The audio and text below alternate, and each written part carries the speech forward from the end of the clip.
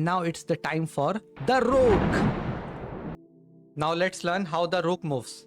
This white rook on d4, it can move horizontally or it can also move vertically. The same applies for the black rook.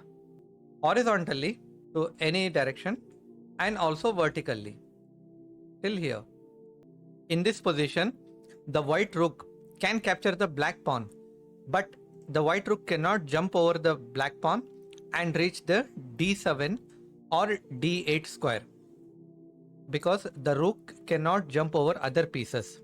Now the same applies for black rook.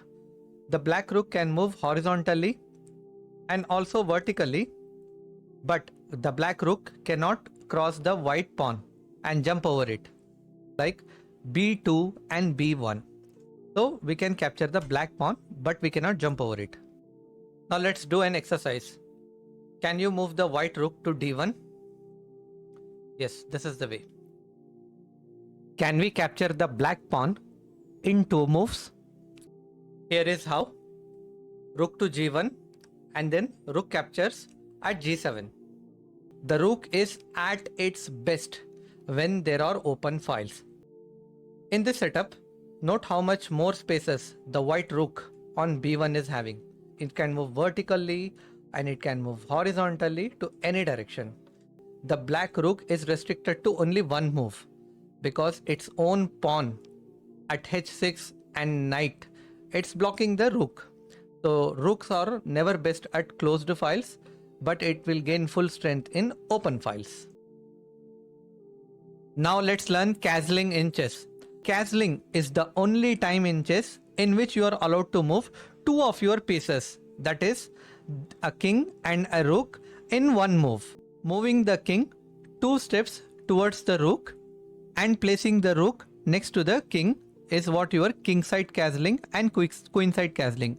And how to remember which side is king side? Whenever you're doing only short castling, see there is only two spaces left behind the king and the rook. This is called your king side or short castle. But if you have a 3 spaces left between the king and the rook, then it is called as your queen side castling or long castle. Like this. There are 4 important rules of castling. Rule number 1. The king and rook may not have moved from their starting squares. And here is the rule number 2. All the spaces between the rook and the king must be unoccupied. In this diagram, white cannot castle king side because the knight is in the way. But he can castle queen side because all the squares between the king and the rook on the queen sides are empty. The rule number 3. The king cannot be in check. The white king is currently in check from the black bishop at b4. So white cannot castle.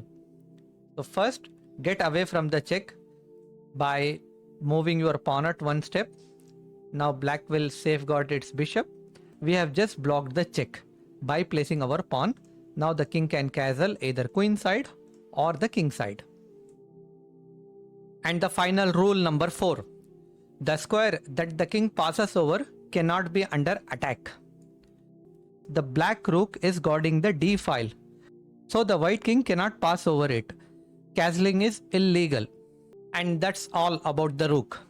Thank you so much for learning with me. The next topic will be about the bishop. So stay tuned. Until the next video, keep playing, keep learning, and keep it cheeky. And hey, don't forget to like, share and subscribe. Thank you. See you soon.